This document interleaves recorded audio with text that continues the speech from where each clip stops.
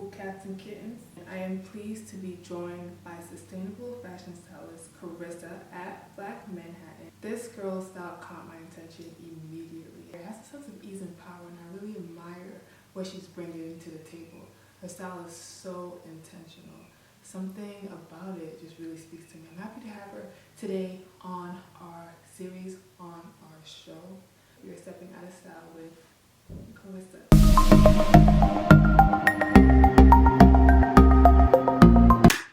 You look so cute. Thank you. Yes. So let's do it. You ready?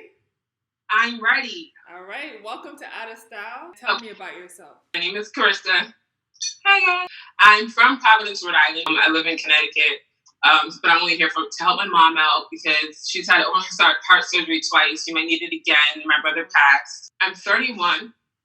Really like artistic, out of this world, kind of like ethereal, but make it work in your everyday life type of person.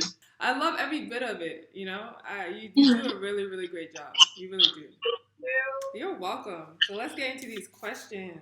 Out of style, as you know, is defined as having your own personal style, not trendy.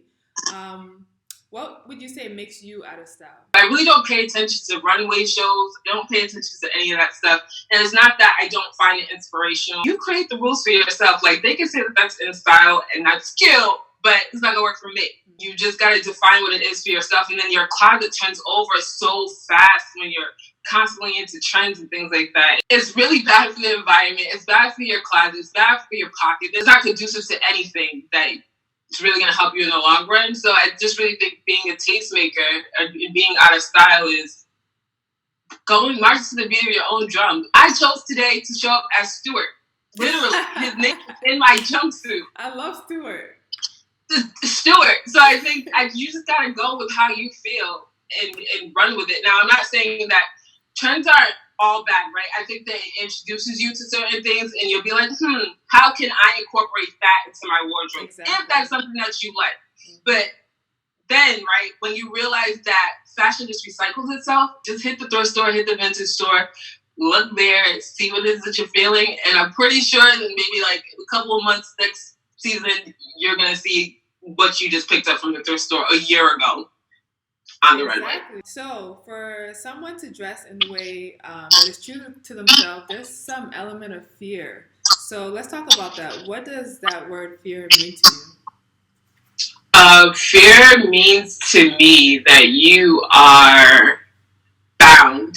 I have a lot of fears about certain things sometimes, even when it comes to style and fashion. Like, will this be acceptable? Will this be this? Will this be that? And I get into my own mind, but then as I remind myself that, you are a tastemaker, it's not even about what other people care about or what they're doing. You just can't let fear hold you back. At the end of the day, you have to think of, who are you doing this for? Why are you doing it? Don't do it for anybody else. But I feel like when we're younger, we have a lot of conditioning that tells us, hey, you shouldn't wear this, you shouldn't do this, you should be like this. And then it sticks with us unconsciously till we get to be adults, and then we're still scared of the same things. And it's trying to deprogram all of those things and let those ideals go, and it just becomes so taxing as an adult. Getting yourself kind of like into like a childlike mindset, like, I'm invincible. Nothing you can tell me I can't do. Mm-hmm. When did you decide to start dressing for yourself and not the world? It didn't feel right to be dressed like everybody else. It didn't feel right to be a carbon copy. I wasn't coming up. I wasn't showing the world who I really was. After that, I was like, okay, Karissa, you need to get back to your younger self and figure it out. As I got older, started thrifting more, started getting into that. And then my style developed more so. I really firmly believe that my aesthetic is my armor. It's who I am. When I present myself to you, you see this first. I think that you just gotta go for what you know. Don't overthink it, child. Just go. I always tell people, if I'm trying to help them get dressed, I'm not here to try to change what your aesthetic is. What I'm here to do is elevate it. So if you're somebody who likes to wear black all the time, I'm not here to tell you, oh, put a pop color in your closet. If that's not what you're looking to do, What I'm here to do is tell you, well, if you really like black like that, then maybe why don't you try, I love texture. So why don't you try a black sock with a feather and then maybe a leather skirt that's black, and then maybe a silk black top.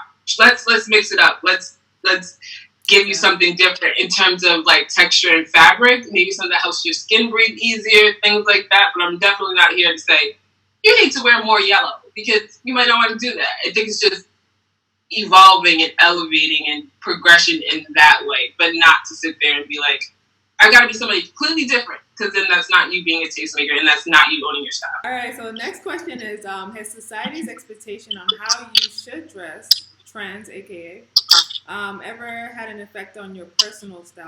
My friends, especially in college, they were dressing sexy. They were wearing tight things, short things, up the butt things, all types of things. And not to say it worked for them, but then also when I went to the party or I went to an event, I didn't feel like that. So I felt out of place because I was wearing things that were a little bit more, structured, tailored, things like that. And I didn't feel cool. But as you start to own yourself, you do end up feeling, more comfortable in who you are and how you dress. So I started buying things that were too tight, or, the jacket is extremely short and it's snowing outside. Girl, what the hell are you doing? Put on a coat because nobody needs to see your ass. Like that type of stuff. So that was another time that society's expectations, just as a woman, be sexier, do this, do that. It really played on my mind. Now I can wear something like this and feel sexy. A different form of sexy is not typically what society tells you it is. It's all I about think feeling. for women that's hard. You're constantly force-fed stuff in so many different ways. It's like, how do I break out of this bubble that people are putting you in, especially as Black women, over-sexualized. Our own people doing it sometimes, like I said, with music like that. And don't get me wrong, I'm not one of those people like so conscious I can't enjoy a good time and listen to that type of stuff. But when it starts to play on your emotional well-being and your health and all this other stuff, and you be like, I have to just wear these jeans and jump around to get into them and this, that, and they're buying jeans too small so they fit tight, so that society it's too much. It's like we have this pressure on us to look a certain way and be a certain way. And I just want us to be free of that eventually. I mean, we all go through it. I still go through it. I'm sure you do too. Yeah. Our own it's that confidence thing that if I feel sexy like this and confident like this, and I present myself to the world as sexy and confident like this, whoever doesn't find it to be sexy and confident, kick rocks. But there is somebody out there who is going to find it to be sexy and confident. And the society's pressure and expectations of women and Black women in specific is to be erotic and over the top and all these different things, especially with this body thing that's going on right now, slim fit, thick fit. Thick hair, not thick. Slim hair. Yeah, it's and I'm saying this to somebody who has a figure that's hourglass-ish. It's so much crammed down your throat. You gotta be this way in order to be defined as sexy, and that is not true. When it comes to dressing our bodies, we spoke a little bit about that. We all have insecurities. What are some of yours, and how did you overcome, and how are you overcoming it? My butt and my hips. I found plenty of leather pants that I thought were amazing. These really good bone white pair. And I got them on, and I'm jumping, and I'm dancing, and I'm trying to get it up. And those things made me feel really insecure. It made me feel bad for a certain amount of time that I wasn't able to wear certain things. But I'm learning to love myself where I'm at. Once you start to love yourself and use what you got, there's nothing, you'll be unstoppable. And the tailor is my friend. So when I buy certain things, I buy them a little bit too big because more fabric is better than less. And I would take it to the tailor, that $2 shirt, and I'm like, here you go. It's about finessing. You could do anything. You just got to be able to have the confidence in yourself, look at things, and own them for what they are. And once you start to do that, you'll see more and figure out how you can finesse it. How would you describe self-confidence? Self-confidence is definitely a journey in self-love. So that's first, because I'm on that journey.